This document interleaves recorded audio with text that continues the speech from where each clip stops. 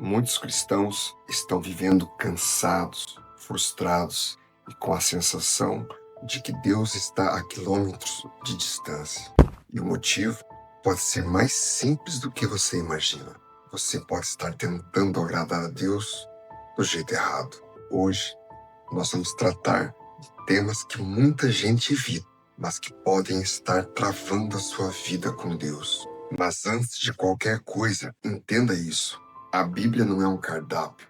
Ser cristão não é olhar para as Escrituras como se fosse uma revista onde você escolhe apenas o que te agrada ou o que cabe no seu estilo de vida. Seguir a palavra não é viver preso a regras, é proteger aquilo que realmente importa. Quando a Bíblia nos orienta a não tratar o casamento de forma leviana, a não viver afastado da oração ou da comunhão, não é para limitar a sua vida, a minha vida.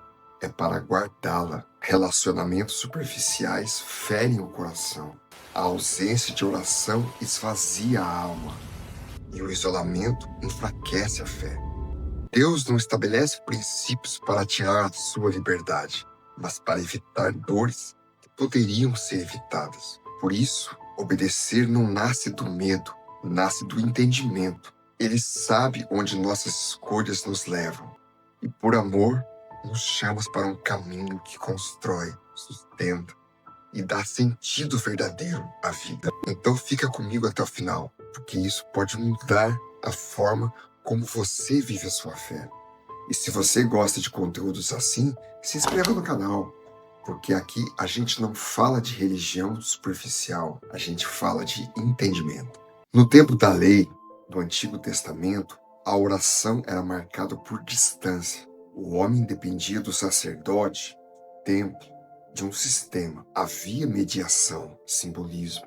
Mas com Jesus, tudo muda. O acesso se torna direto. Ele nos ensina a dizer, Pai Nosso. O véu se rasgou. Orar diretamente ao Pai não é arrogância. É aceitar o convite feito no Calvário. A própria Escritura diz, há um só Deus e um só mediador entre Deus e os homens, Jesus Cristo. E quando ele abriu esse acesso, ele não deixou nenhuma barreira entre você e o Pai. Deus não complica o acesso, o homem é que complica. Você não precisa de autorização, você precisa de decisão. A oração começa quando você abre a porta. Eis que estou à porta e bato. Jesus ensinou algo poderoso. Entre no seu quarto, feche a porta e fale com o Pai no secreto. Ali as máscaras caem.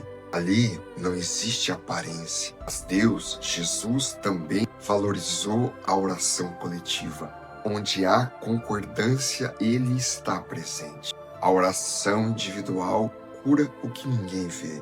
A coletiva fortalece o que todos enfrentam. E a promessa é clara. Se pedirdes alguma coisa em meu nome, eu o farei. Orar no nome de Jesus não é repetir uma frase, é assumir uma posição. E como se apresentar diante de Deus? Ele ouve em qualquer lugar, mas existe valor na humilhação do corpo.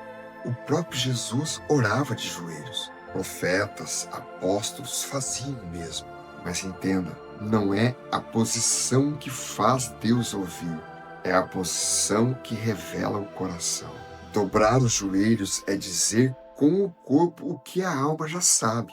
Tu és grande, eu sou pó. Se isso já está fazendo sentido para você, curte esse vídeo. Isso ajuda essa mensagem a chegar a mais pessoas. Agora eu sei que aqui eu toco em uma ferida aberta. Quantos casamentos hoje são apenas contratos de fachada? Quantas decisões foram tomadas no impulso e pagas por anos? Quanta dor existe dentro de um lar onde a aliança foi quebrada? A lei não criou o divórcio, ela regulou, protegia principalmente a mulher em uma cultura de abandono. Mas Jesus foi direto. Isso aconteceu por causa da dureza do coração. E ele, Jesus, nos chama de volta ao princípio. O que Deus ajuntou, não separe o homem. O casamento não é descartável. É uma fusão espiritual, uma só carne. Jesus apresenta uma exceção: a imoralidade sexual, a quebra da aliança.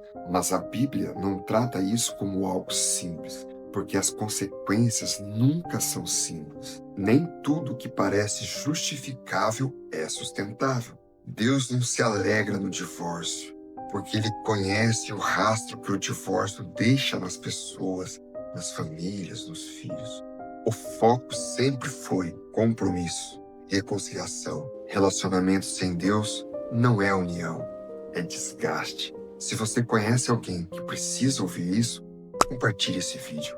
Às vezes, uma palavra no momento certo evita uma dor lá na frente.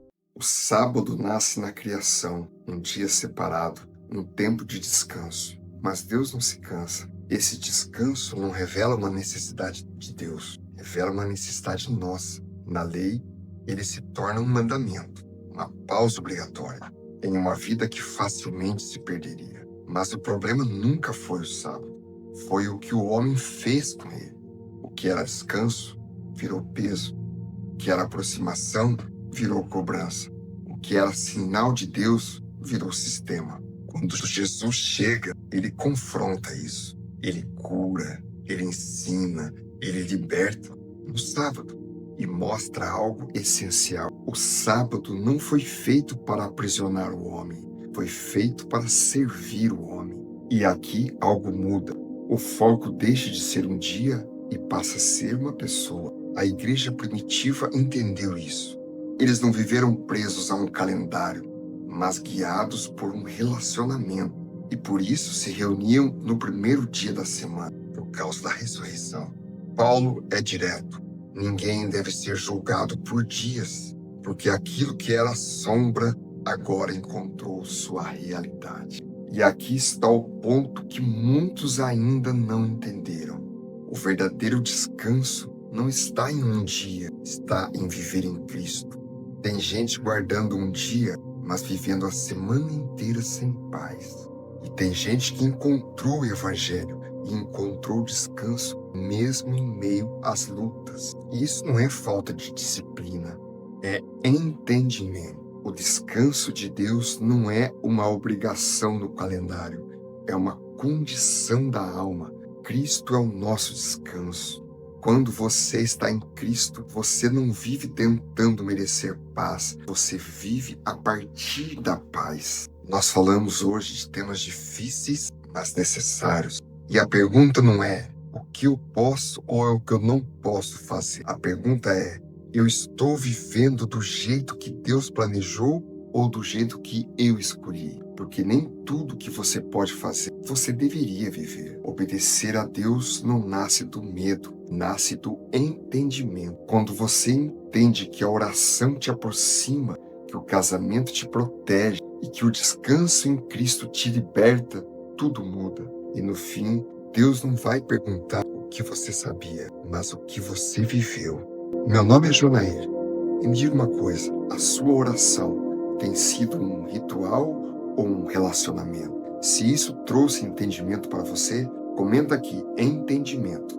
Se inscreve no canal, porque toda semana tem conteúdo novo para quem quer ir além da superfície. E compartilhe com alguém que precisa ouvir isso. Deus abençoe enormemente a sua vida. Amém.